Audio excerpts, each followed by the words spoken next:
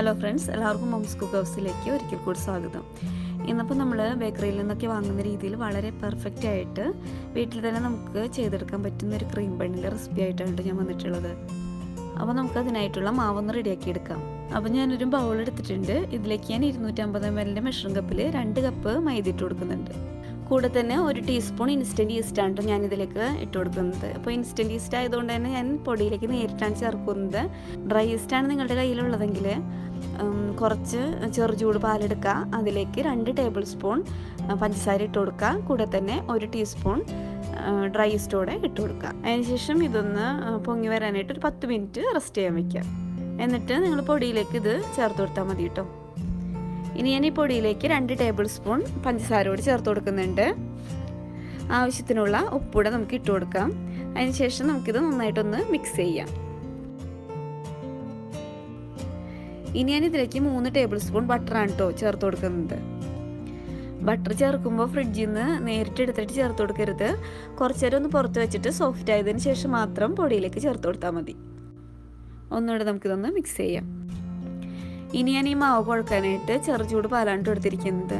അത് ഞാനൊരു 3/4 ഗ്ലാസ് എടുത്തിട്ടുണ്ട്. ഏകദേശം 250 ml മെഷറിംഗ് കപ്പിൽ ഒരു 3/4 കപ്പോളം ഉണ്ടാവും കേട്ടോ. അപ്പോൾ നമ്മളിതിലേക്ക് ചെറുചൂട് പാൽ ചേർത്ത് കൊടുക്കുന്നത് നമ്മുടെ ഇൻസ്റ്റൻറ്റ് ഈസ്റ്റ് ഒന്ന് ആക്റ്റീവ് ആവുകയും ചെയ്യും. അതുപോലെ തന്നെ നമ്മൾ മാവ് കുഴച്ചെടുക്കുമ്പോൾ നല്ല സോഫ്റ്റ് ആയിട്ട് കിട്ടാൻ വേണ്ടിയിട്ടാണ് കേട്ടോ. അപ്പോൾ ഞാനിതിലേക്ക് ചൂടുപാൽ ഒഴിച്ചു കൊടുക്കുന്നുണ്ട്. ഇനി നമുക്ക് നല്ലതുപോലെ ഒന്ന് ഇത് കുഴച്ചെടുക്കാം. അപ്പോൾ ഞാൻ ഈ മാവ് ബൗളിൽ തന്നെ വെച്ചിട്ടാണ് കേട്ടോ കുഴച്ചെടുക്കുന്നത്. അപ്പോൾ ആദ്യമൊക്കെ നമ്മുടെ കയ്യിൽ നന്നായിട്ട് ഒട്ടിപ്പിടിക്കും. കുറച്ച് ഓയിലൊന്ന് കയ്യിൽ തടവുക. അതിനുശേഷം മാവ് നന്നായിട്ട് നല്ല സോഫ്റ്റായിട്ട് തന്നെ കുഴച്ചെടുക്കാം. ചപ്പാത്തി മാവിനേക്കാളും കുറച്ചുകൂടെ ലൂസായിട്ട് നല്ല സ്മൂത്തായിട്ട് വേണം കേട്ടോ ഇത് കുഴച്ചെടുക്കാനായിട്ട്. ഇതുപോലെ നന്നായിട്ട് തന്നെ നമുക്ക് മാവ് കുഴച്ചെടുക്കാം. അപ്പോൾ ഞാൻ നല്ല സോഫ്റ്റായിട്ട് മാവ് കുഴച്ചെടുത്തിട്ടുണ്ട്. ഇനി നമുക്ക് ഇതുപോലെ ഒന്ന് റൗണ്ടാക്കിയും കൂടി എടുക്കാം.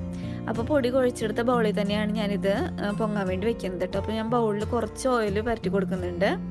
അതിനുശേഷം ഞാൻ ഈ മാവ് ഇതിലേക്ക് വെച്ച് കൊടുക്കുന്നുണ്ട്. മാവിൻ്റെ മുകളിലും കുറച്ച് ഓയിൽ നമുക്കൊന്ന് തേച്ച് കൊടുക്കാം. അപ്പോൾ ഇതിൻ്റെ മുകൾ ഭാഗം ഡ്രൈ ആവാതിരിക്കാനായിട്ടാണ് നമ്മൾ ഇതിൻ്റെ മുകളിൽ ഓയിൽ പരട്ടുന്നത്. ഇനി ഞാനൊരു പ്ലാസ്റ്റിക് റാപ്പ് വെച്ചിട്ടൊന്ന് കവർ ചെയ്ത് കൊടുക്കുന്നുണ്ട്. അപ്പോൾ ചൂടുള്ള പ്ലേസിലൊക്കെ ആണെങ്കിൽ ഇതൊരു 2 മണിക്കൂറൊക്കെ റെസ്റ്റ് ചെയ്താൽ തന്നെ ഇത് ഡബിൾ സൈസായിട്ട് വന്നോളും. അപ്പോൾ തണുപ്പുള്ള പ്ലേസൊക്കെ ആകുമ്പോൾ ഇത് പൊങ്ങി വരാനായിട്ട് കുറച്ച് ടൈം എടുക്കും. അപ്പോൾ നിങ്ങൾ ഓവൻ ഉണ്ടെങ്കിൽ ഓവനൊന്ന് ചെറുതായിട്ടൊന്ന് ചൂടാക്കിയിട്ട് അതിൻ്റെ ഉള്ളിൽ വെച്ചാലും മതിയാവും. 2 മണിക്കൂർ കഴിഞ്ഞിട്ടുണ്ട്. മാവ് ഡബിൾ സൈസായിട്ട് വന്നിട്ടുണ്ട് കേട്ടോ. ഇതൊക്കെ കണ്ടോ, സൈഡിലൊക്കെ നല്ല ഹോൾസൊക്കെ ആയിട്ട് വന്നിട്ടുണ്ട്. ഇനി നമുക്ക് ഈ മാവ് ചെറിയ ബോൾസാക്കി എടുക്കണം. അതൊക്കെ നിങ്ങളുടെ ഇഷ്ടത്തിനനുസരിച്ച് വലിപ്പം കൂട്ടിയോ കുറച്ചൊക്കെ എടുക്കാം കേട്ടോ. അപ്പോൾ ഞാനൊരു ട്രേയിൽ കുറച്ച് എണ്ണ തടവിയിട്ടുണ്ട്. ഇതിലേക്ക് ഞാൻ ഈ മാവ് ചെറിയ ബോൾസായിട്ട് വെച്ച് കൊടുക്കുന്നുണ്ട്. ബോളാക്കുമ്പോൾ ഉള്ളിലേക്ക് ഇതുപോലെ ഒന്ന് ഫോൾഡ് ചെയ്ത് വേണം ഷേപ്പാക്കി എടുക്കാനായിട്ട്.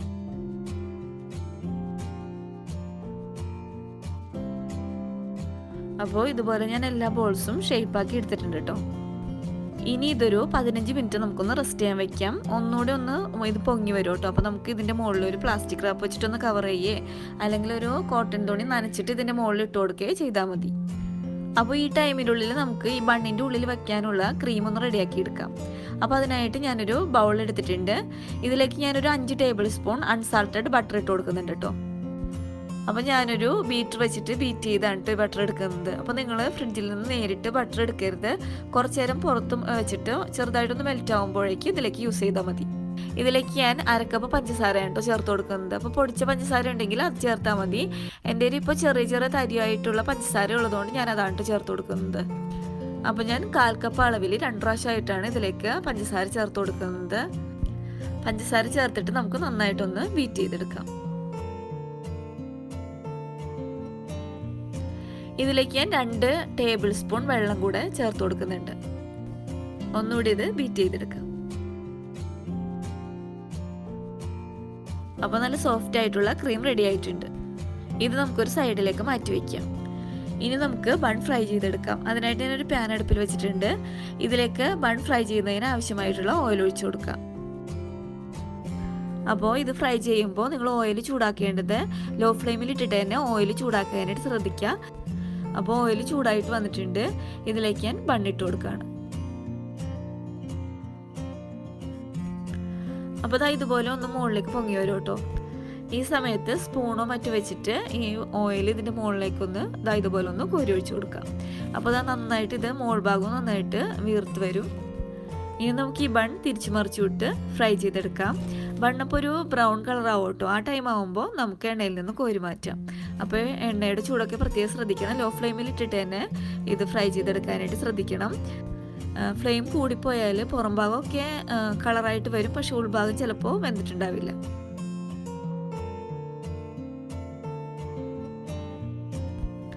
ബണ്ണപ്പോൾ ബ്രൗൺ കളറായിട്ട് വന്നിട്ടുണ്ട്. ഈ ഒരു കളറാകുമ്പോൾ തന്നെ നിങ്ങൾ എണ്ണയിൽ നിന്നും മാറ്റണം കേട്ടോ. ഇത് എണ്ണയിൽ നിന്ന് മാറ്റി വയ്ക്കുമ്പോൾ ഇത് കുറച്ചുകൂടെ കളറായിട്ട് വരും. അപ്പോൾ ഈ ഒരു കളറാകുമ്പോൾ തന്നെ നിങ്ങൾ എണ്ണയിൽ നിന്ന് എടുക്കുക.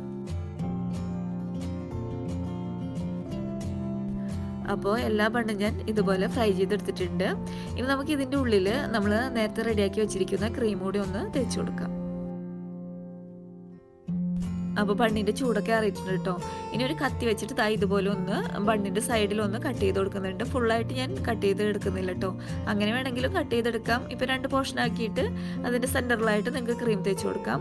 ഞാനിപ്പോൾ ഈ ഒരു സൈഡിൽ മാത്രമേ കട്ട് ചെയ്തെടുക്കുന്നുള്ളൂ. ഇനി നിങ്ങൾക്ക് ഇതിലേക്ക് ആവശ്യത്തിനനുസരിച്ച് ക്രീം തേച്ച് കൊടുക്കാം. ചിലർക്ക് ഒത്തിരി മധുരമൊക്കെ ഇഷ്ടമാവുമല്ലോ, അങ്ങനെയുള്ളവർക്ക് കൂടുതലായിട്ട് തേച്ച് കൊടുക്കാം, അല്ലെങ്കിൽ കുറച്ച് തേച്ച് കൊടുക്കാം. അതൊക്കെ നിങ്ങളുടെ ഇഷ്ടമാണ്. അപ്പോൾ ഞാൻ ഇതിലേക്ക് ക്രീം തേച്ച് കൊടുക്കുന്നുണ്ട്. അപ്പോൾ നല്ല ടേസ്റ്റിയാണ് കേട്ടോ. കുട്ടികൾക്കൊക്കെ ഒത്തിരി ഇഷ്ടമായി. അപ്പോൾ നിങ്ങളും നിങ്ങളുടെ മക്കൾക്കൊക്കെ ഉണ്ടാക്കി കൊടുക്കുക. ഈസി ആയിട്ടുള്ളൊരു റെസിപ്പി അല്ലേ.